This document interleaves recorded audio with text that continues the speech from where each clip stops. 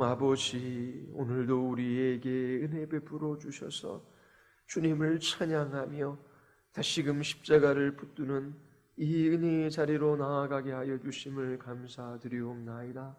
하나님, 우리의 눈을 들어 날마다 우리를 위하여 십자가에서 죽으시고 부활하신 예수 그리스도를 바라보기를 원하나이다. 그 놀라운 사랑과 은혜에 붙들려 저희들이 힘을 얻어 날마다 주신 직분과 사명을 따라 이 길들을 걸어가기를 원하나이다. 하나님, 지친 두 발을 일으켜 세우시고 우리의 마음 안에 새 생명의 풍성함을 허락하여 주시고 저희들이 능히 하나님 주신 용기와 힘으로 이 세상을 이기며 살아가게 하여 주시옵소서. 하나님 믿는 그리스도인들에게 날마다 새 노래를 허락하여 주시기를 간절히 원하나이다. 우리의 환경과 상황과 형편을 바라볼 때에, 우리 자신을 바라볼 때에 낭망할 수밖에 없지만 우리 주 예수 그리스도를 바라봄으로 하나님 모든 형편과 상황 속에서 주께 감사하며 주님 찬양하며 이 길 걸어가게 하여 주시옵소서. 주께 기도하며 간구하며 주의 말씀을 따라 살아가는 모든 사랑하는 지체들을 위해 일용할 양식을 허락하여 주시고 저희들이 이 땅에서 주신 사명을 따라 끝까지 믿음을 지키게 하여 주시옵소서. 예수 그리스도의 이름으로 기도드리옵나이다.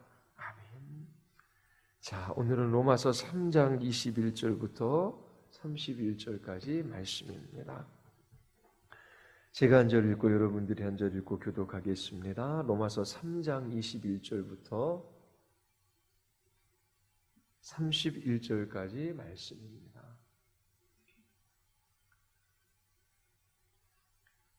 이제는 율법 외에 하나님의 한 의가 나타났으니 율법과 선지자들에게 증거를 받은 것이라.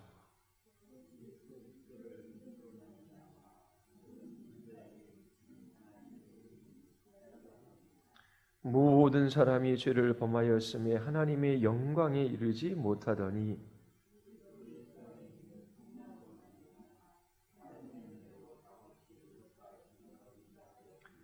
이 예수를 하나님이 그의 피로써 믿음으로 말미암아 화목제물로 삼으셨으니 이는 하나님께서 길이 참으시는 중에 전에 지은 죄를 간과하심으로 자기의 의로우심을 나타내려 하심이니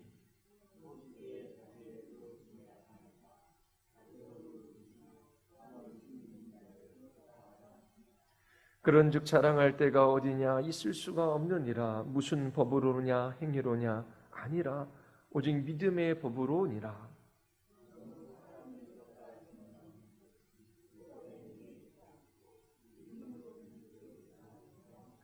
하나님은 다만 유대인의 하나님이시냐? 또한 이방인의 하나님은 아니시냐? 진실로 이방인의 하나님도 되시느니라.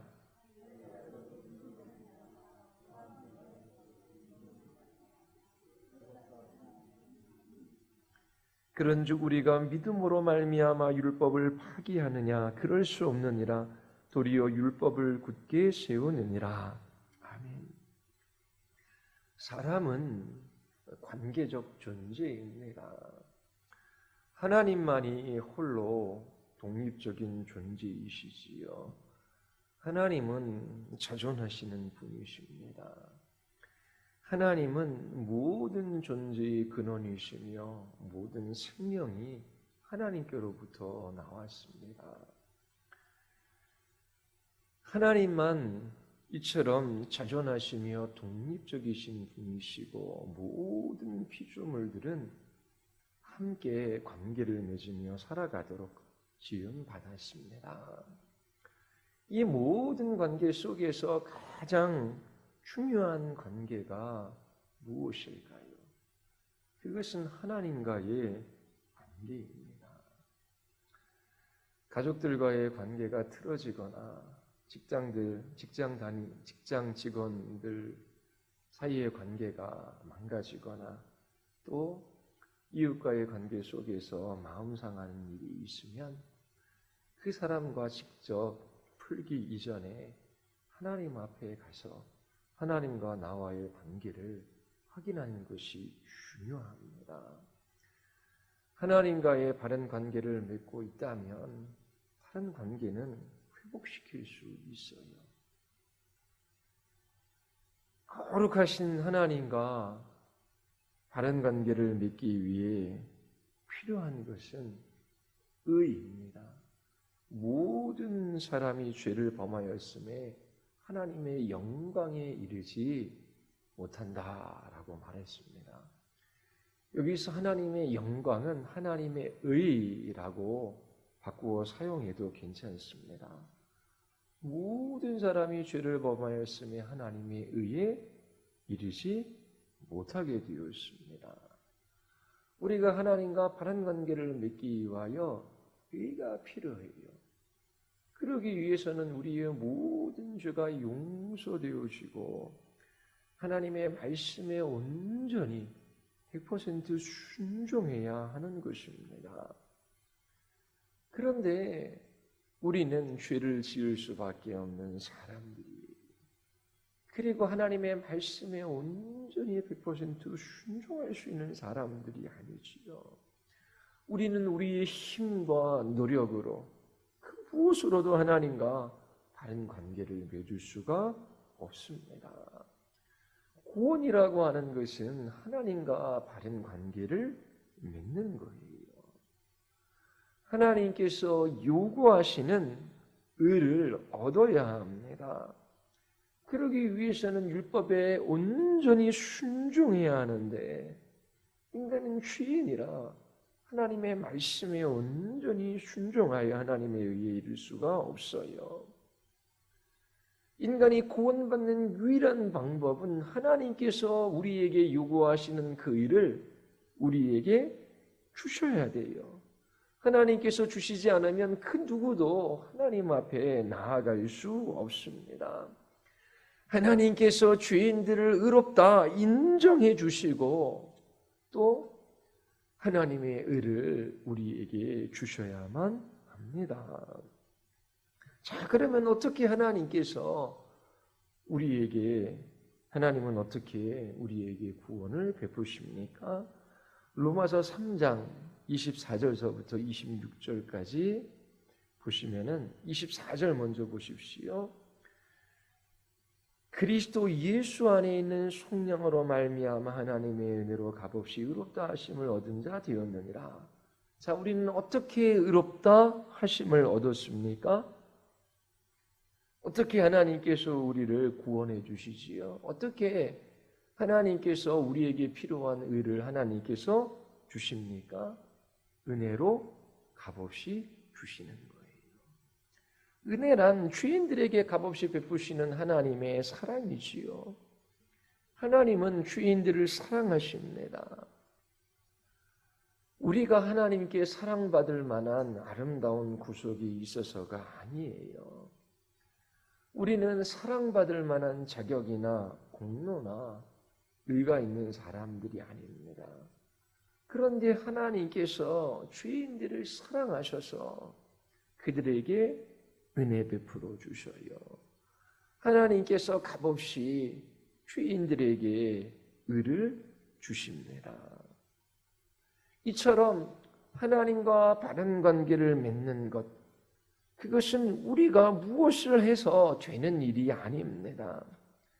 구원은 우리의 행위와 전혀 관계가 없어요. 은혜로 값없이 하나님께서 우리에게 주시는 선물입니다.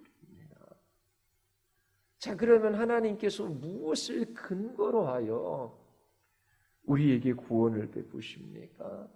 하나님께서 무엇을 근거로 하여 우리의 죄를 용서해 주시고 우리에게 요구하시는 의를 거저 주십니까? 그게 예수 그리스도 안에 있는 속량으로 말미암아 그렇게 하시는 것이지요. 속량은 노예 상태에 있는 사람을 해방시켜 주는 것을 의미해요. 구약에서 노예 시장에 쓰였던 용어가 속량입니다. 일정 값을 지불하고 그 노예를 사서 해방시키는 것을 속량이라고 하는 거예요. 그 당시 농경사회에서는 빚을 갚기 위해 자신을 노예로 파는 경우가 다반사였어요. 그런데 평생 일을 해도 다 갚을 수가 없는 사람들이 있지요. 그들은 자유인이 될 수 없었습니다. 그런데 친족 중 한 사람이 아니면 누군가 돈 많은 사람들이 그 사람 대신 빚을 갚아주고 그 노예 상태에 있었던 사람들을 자유롭게 해줄 수 있는 그런 법이 있었어요. 하나님께서 우리를 죄의 노예 상태에서 해방시켜 주시지요. 지불한 값이 무엇입니까? 그리스도의 핏값입니다. 그리스도의 핏값을 지불하셔서 죄의 노예된 상태에 있는 우리를 사셔서 해방시켜 주신 거예요.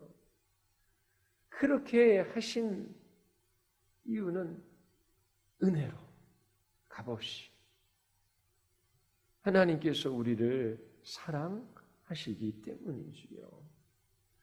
그리고 두 번째 25절에 보면 화목제물로 세우셨지요. 누구를요? 예수님을 화목제물로 삼으셨습니다. 하나님께서 예수님을 화목제물로 삼으시고 우리의 모든 죄를 용서해 주실 뿐만 아니라 하나님과의 관계를 회복시켜 주십니다. 구약의 율법에는 제사제도가 있지요. 죄지은 이스라엘 백성들은 하나님 앞에 제사를 드림으로 죄로 말미암아 하나님과 벌어졌던 그 사이를 메꿀 수가 있었어요. 하나님께서 그 제사를 통하여 일시적으로, 한시적으로 이스라엘 백성들의 죄를 용서해 주시고 또 그들과의 관계를 회복시켜 주셨지요. 그 제사 때마다 제물이 사용되어 졌습니다. 제물이 동물인 경우도 있고 곡식인 경우도 있어요. 동물인 경우는 목을 치고 피를 다 뽑습니다. 그리고 가죽을 벗기고 살을 찢어 각을 뜨지요. 그리고 불에 태웁니다. 곡물인 경우 절구에 넣어 곱게 빻아요. 하나님께서 예수님을 이렇게 제물로 삼으셨다라고 하는 것입니다. 화목제물일 경우에는 소의 기름과 콩팥을 불살라 하나님께 드리지요. 그리고 그 후에 가슴과 오른쪽 뒷다리는 제사장들이 취했어요. 그 나머지는 제사를 드린 사람이 이틀 내에 이웃과 함께 나누어 먹어야 했습니다. 만약 정한 시일 내까지 이웃들과 함께 나누어 먹지 못하면 하나님께 제사를 드린 것이 안 되는 거예요. 하나님께서 제사를 받지 않으셨지요. 그리고 제사를 드린 사람에게 오히려 화가 있을 것이라고 말씀하셨습니다. 하나님께서 왜 이런 규정을 두셨을까요? 소 한 마리를 제물로 삼습니다. 물론 넓적다리 하나를 제사장들이 가져가지만 그 나머지를 나의 가족들과는 다 나누어 먹을 수가 없어요. 소를 잡으면 동네잔치가 열려야 하는 것이지요. 이처럼 화목제는 하나님과 인간 그리고 인간과 인간의 관계에서 화목을 이루게 하는 제사였어요. 예수님께서 이처럼 화목제물이 되셨습니다. 그의 몸이 찢기셨고 피가 뿌려졌어요. 하나님께서 예수님의 죽으심을 받으셨어요. 예수 그리스도에게 하나님의 진노를 부으시고 대신 제사 드리는 그 사람의 죄를 하나님께서 용서해 주셨지요. 하나님과 막혔던 그 죄의 담을 하나님께서 직접 화무셨습니다. 화목제물이 되신 예수 그리스도 그분으로 말미암아 우리는 하나님과 화목할 수 있게 되었어요. 하나님과 바른 관계를 맺고 그 하나님의 거룩하신 보좌 앞으로 나갈 수 있게 된 것이지요. 그리고 또 하나 25절에 보면 하나님께서 길이 참으시는 중에 지은 죄를 간과하심으로 하나님께서 우리의 죄를 용서해 주시고 우리를 의롭다 칭하여 주시는 것이지요. 먼저 하나님께서는 길이 참으셨습니다. 자녀를 양육하시는 분들은 참고 인내하는 것이 얼마나 힘든 것인지를 알아요. 자녀들을 향하여 참지 못하고 화를 내지요. 인내가 다했기 때문입니다. 더 이상 잘못된 행동을 기다려줄 수가 없는 거예요. 우리가 하나님 앞에 죄를 지었을 때에 하나님께서 참지 아니하시고 진노하신다라고 한번 생각해 보십시오. 그 죄에 대한 하나님의 진노 가운데 살아남을 사람이 한 사람도 없습니다. 그런데 하나님께서는 노하기를 더디하시는 하나님이시지요. 베드로서 3장 9절에 보면 주의 약속이 더디다라고 생각하는 사람들이 있어요. 예수님께서 다시 오신다라고 약속하셨는데 왜 그 약속의 말씀이 이루어지지 않고 있습니까? 언제 예수님께서 오시는 것입니까? 그렇게 그 약속이 이루어지지 않는 것 때문에 묻는 사람이 있었어요. 그때 베드로 사도가 대답하는 것은 너희에 대하여 오래 참으사 아무도 멸망하지 아니하고 다 회개하게 이르기를 원하시느니라. 하나님께서 죄인들을 심판하시기 위하여 못 찾는 하나님이 아니시지요. 하나님께서는 오래 참으시는 하나님이셔요. 예수 그리스도께서 이 땅에 오셨습니다. 은혜를 선포하시기 위해 오셨지요. 지금은 구원받을 만한 때입니다. 그러나 반드시 하나님께서 그 죄값을 따라 심판하실 그 마지막 날이 있어요. 우리의 육체적인 죽음이 심판의 날이 될 수 있고 또 호련히 주님께서 심판주로 다시 오시는 그 날이 반드시 있습니다. 반드시 하나님의 심판의 날이 있지만 하나님께서는 오래 참으사 아무도 멸망하지 아니하고 다 회개하게 이르기를 원하신다라고 베드로 사도가 말해요. 하나님께서 선지자들을 통하여 이스라엘 백성들에게 돌이킬 것을 촉구하셔요. 그리고 하나님께서 교회에 목회자들을 세우셔서 회개하고 돌이킬 것을 선포하시지요. 회개하고 돌이키지 않는 죄인들에게 하나님의 진노와 심판이 있음을 알려주십니다. 그것은 죄인들이 멸망당하기보다 돌이켜 회개하기를 원하시기 때문에 그래요. 우리 인생의 날이 그렇게 길지 않아요. 하나님께서 호련듯 우리의 생명을 거두어가시는 그 마지막 날이 우리에게 갑자기 다가올 수 있습니다.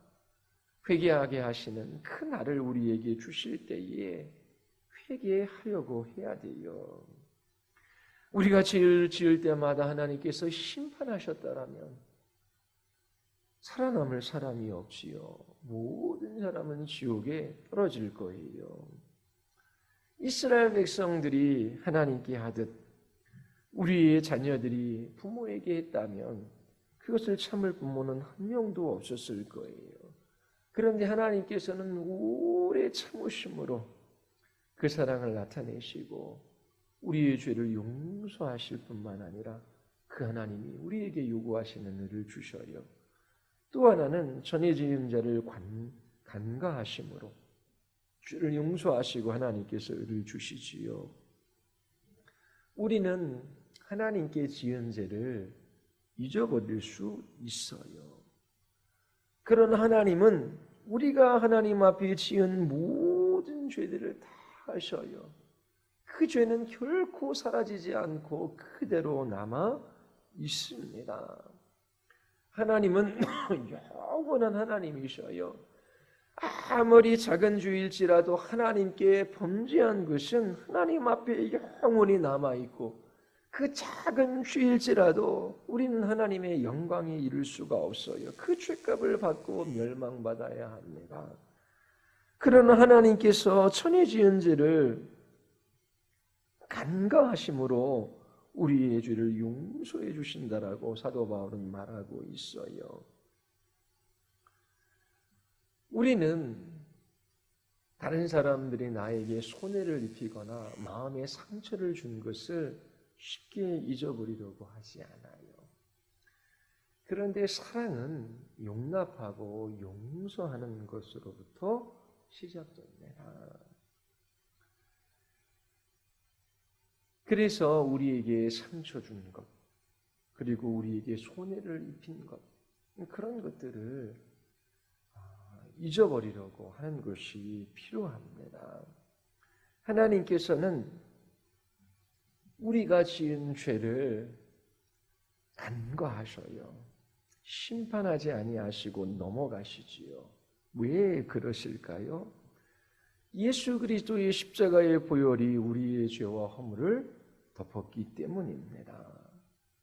우리의 허물과 죄를 덮은 예수 그리스도의 십자가의 보혈을 보시고 그 죄를 심판하지 아니하시고 넘어가시는 것이지요. 여기서 한 가지 질문해 볼 수 있는 것이 있어요. 하나님께서 그냥 내가 너 죄 용서해 줄게. 너는 이제부터 의인이다. 그렇게 말씀하시면 편하셨을 텐데 왜 굳이 하나님의 독생자를 십자가에 내어주셔서 죽게 하셨을까요? 26절이 답을 주고 있습니다. 우리 26절 같이 한번 읽어볼까요? 다 같이 시작. 곧 이때에 자기의 의로우심을 나타내사 자기도 의로우사 또한 예수 믿는 자를 의롭다 하려 하심이라. 하나님께서 왜 아들을 십자가에 내어 주셔서 그렇게 피 흘려 죽게 하셨을까요? 하나님의 의로움을 나타내시기 위하심입니다. 뿐만 아니라 우리도 의롭게 하시기 위함이지요. 한 사람의 살인자가 있습니다. 여러 사람을 끔찍히 죽인 묻지마 범죄였어요. 그가 재판을 받는다면 사형을 언도받는 것이 너무나 당연해요. 그 사람이 재판장 앞에 섰습니다. 그런데 이 재판장이 너무나 사랑이 많고 긍휼이 풍성해요. 그래서 이 살인자에게 당신의 죄를 없었던 것으로 하겠다. 이제부터는 의롭게 살아라. 그러면서 그 살인자를 놓아주었다라면 그 재판장이 의로운 재판장일 수는 없는 것입니다. 재판장으로서 자격이 없는 것이지요. 불의한 재판관입니다. 그러나 하나님은 이와 같이 불의한 재판장이 아니셔요. 하나님은 의로우신 재판장이십니다. 그래서 죄인들의 죄값을 반드시 치르게 하시는 거예요. 하나님께서 우리가 지은 죄를 우리가 그 죄값을 치르게 하셨다면 우리 중 구원받을 만한 사람은 한 사람도 없을 거예요. 그런데 예수님께서 우리의 죄를 대신해서 십자가에서 그 죄값을 치르게 하셨어요. 하나님께서 뜻하시고 계획하신 것입니다. 이처럼 그 아들 예수 그리스도를 십자가에 못 박아 죽게 하심으로 하나님의 의로우심도 나타나시고 뿐만 아니라 우리도 의롭다 하십니다. 이제 우리가 해야 할 일이 무엇입니까? 죄인들을 위하여 그 아들을 십자가에 내어주신 이 하나님의 은혜, 이 사랑에 응답하는 것입니다. 예수 그리스도를 믿는 것이지요. 하나님께서 우리에게 베푸시는 이 구원이 우리의 것이 될 수 있기 위해서는 우리가 믿어야 돼요. 로마서 3장 22절 예수 그리스도를 믿음으로 말미암아 모든 믿는 자에게 미치는 하나님의 은혜는 차별이 없더라고 합니다.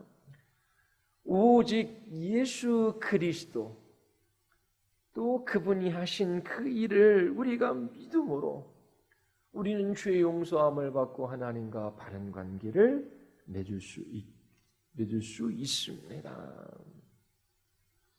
믿는다라고 하는 것이 그렇다면 무엇입니까? 믿음은 우리의 결단이나 결심이 아니에요. 하나님께서 값없이 은혜로 베푸시는 이 구원, 이것을 받는 통로이지요.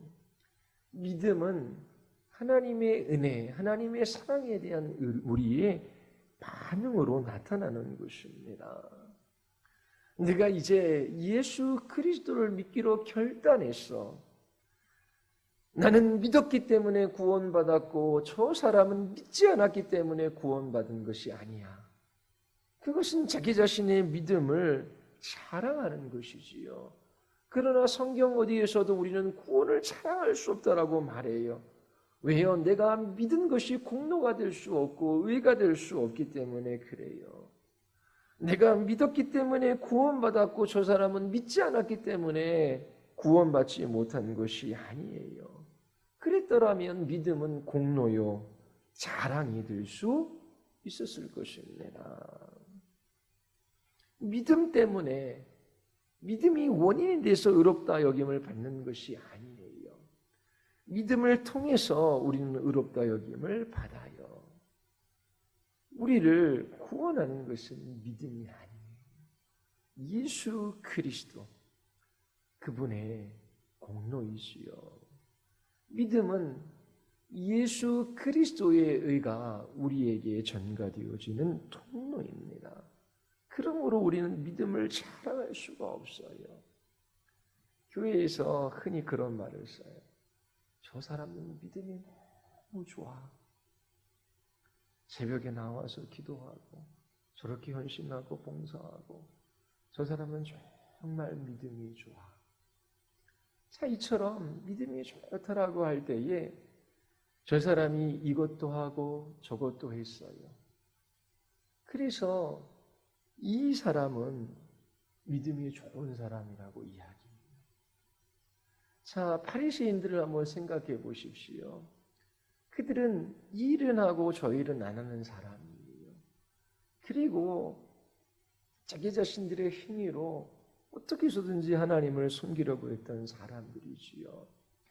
율법을 지키는 것을 따지면 바리새인보다 우리는 더 잘 지킬 수 없어요.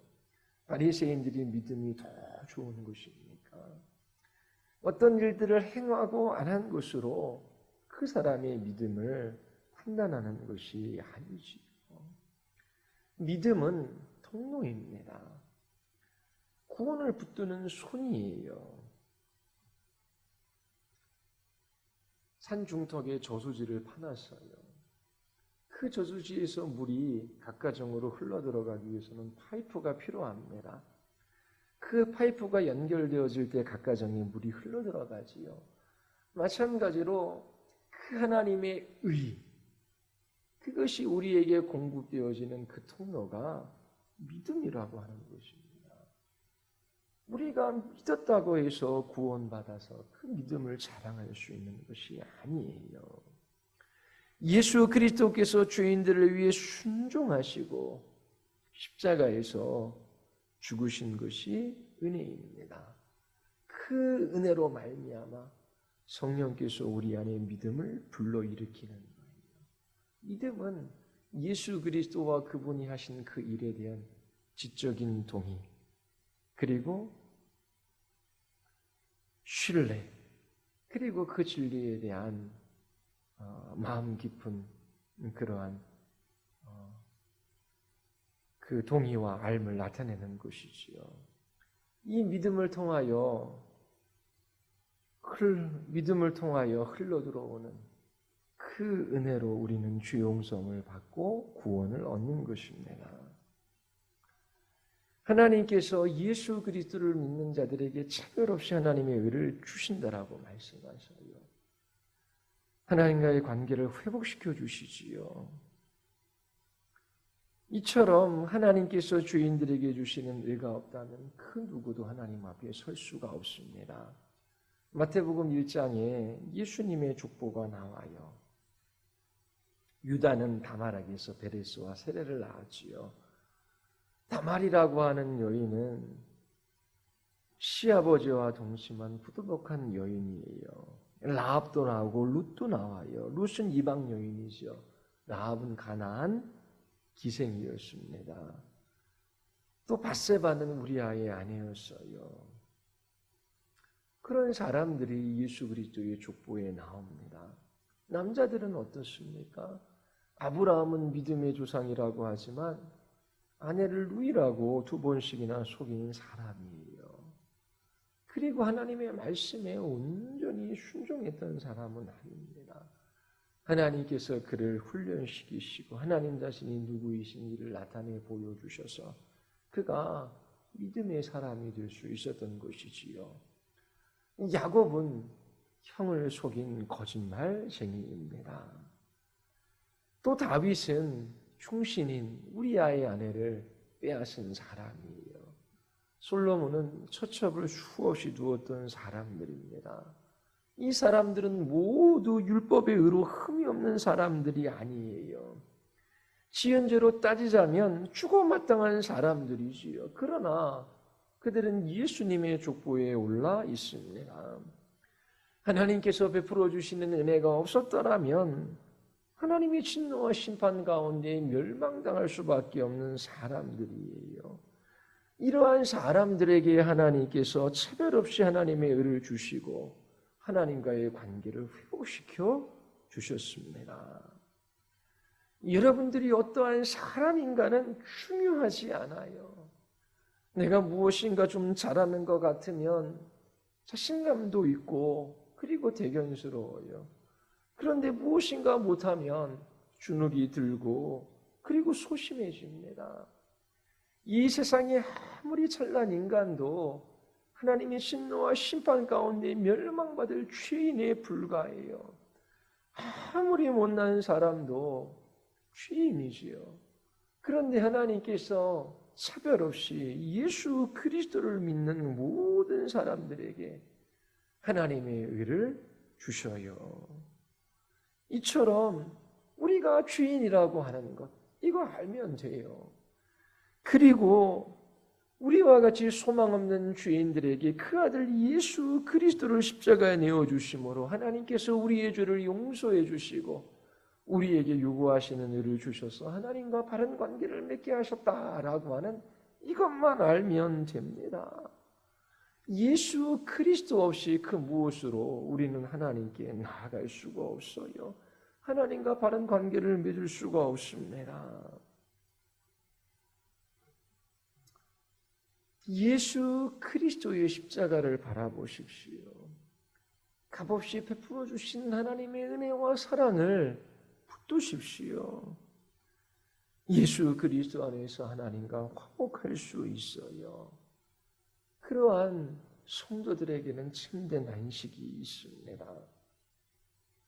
여러분, 우리가 힘을 내어 오늘을 살고 또 내일을 주시며 살아갈 수 있는 그 힘, 용기, 그 자유함, 담대함, 그 인생에 대한 확신, 이것은 모두 하나님과 맺는 관계로부터 오는 거예요. 하나님과 바른 관계를 맺고 계십니까? 하나님께서 그 크신 능력과 지혜로 나를 해하시거나 나를 심판하시거나 나에게 진노를 퍼붓는 분이 아니라 하나님께서 그 크신 능력으로 나를 거룩하게 빚어가시고 나를 하나님의 나라 백성다운 사람으로 온전하게 하시고 나를 주님의 나라로 천국으로 이끌어 가신다라고 하는 것을 알고 계십니까? 그 하나님께서 우리를 위하시면 누가 우리를 대적할 수 있겠습니까? 인생에 염려가 밀려 들어올 때에, 두려울 때에, 그리고 힘든 일이 있을 때에, 내일이 보이지 않을 때에 예수 그리스도를 바라보십시오. 그리고 그 예수 그리스도의 속죄로 말미암아 대속제물이 되심으로 말미암아 우리의 화목제물이 되심으로 말미암아 우리를 향하여 오래 참으시고 그 죄를 간과하시는 그 사랑에 붙들려 여러분들이 다시금 힘을 얻어 그렇게 믿음의 삶을 살아갈 수 있게 되기를 바랍니다. 끝까지 믿지 않는 가족들을 위하여, 자녀들을 위하여 하나님 앞에 기도하십시오. 그리고 기회 닿는 대로 복음을 전하십시오. 그리고 하나님께서 우리와 같은 주인들을 구원하셔서 이 교회에, 또 직장에, 가정에, 이 땅에 주신 목적이 무엇인지를 잊지 마십시오. 그것은 믿음으로 살아감으로 주께 영광을 돌리는 거예요. 믿음으로 살아감으로 이 세상을 이기고 이 세상을 이기신 예수 그리스도 그분의 이름을 높이기 위함이지요. 다 모든 것은 지나갑니다. 예수 그리스도 한 분만이 홀로 영원하신 분이셔요. 그분이 우리를 위하여 십자가에서 죽으셨습니다. 우리를 위하여 화목제물이 되셨어요. 예수 그리스도를 바라보는 그 모든 사람들에게 하나님께서 차별 없이 하나님의 의를 주셔서 하나님과 바른 관계를 맺게 하시고 언제든지 그리스도의 십자가의 공로를 의지하여 하나님께 나아가 기도하면 우리의 기도를 들으셔요. 우리를 고치시고 우리를 새롭게 하시고 우리를 거룩하게 하셔요. 우리에게 가장 좋은 것을 주십니다. 여러분들이 날마다 이처럼 예수 그리스도를 바라보므로 사자와 같은 담대함, 그리고 이 세상을 이기는 믿음의 삶을 살아갈 수 있게 되기를 바랍니다. 우리 같이 기도하시겠습니다. 우리 이 시간 기도할 때에 하나님 예수 그리스도만으로 부족한 듯이 하나님 다른 것들을 먼저 구하고 하나님 무엇이 없는 것처럼 그렇게 하나님 앞에 불평하거나 원망하지 말게 하여 주시옵소서. 하나님 나에게 또 우리의 가족에게 또 하나님 이 땅에 하나님께서 예수 그리스도 한 분 십자가에 내어 주셨으면 모든 것을 주신 것입니다. 하나님 참으로 저희들은 죄인이고 실패하며 넘어집니다. 하나님 그곳에서 염려하며 불안해하며 두려워하지 말게 하시고 십자가에 달리신 예수 그리스도 한 분 바라보게 하여 주시옵소서. 사자와 같은 담대함과 용기를 허락하여 주시고 날마다 하늘로부터 공급해 주시는 그 하늘의 은혜로 살아가게 하여 주시옵소서. 우리 같이 한번 기도하고 또 우리 교회의 지체와 또 자녀들을 위하여 또 믿지 않는 사람들을 위하여 우리 같이 한번 기도하시겠습니다.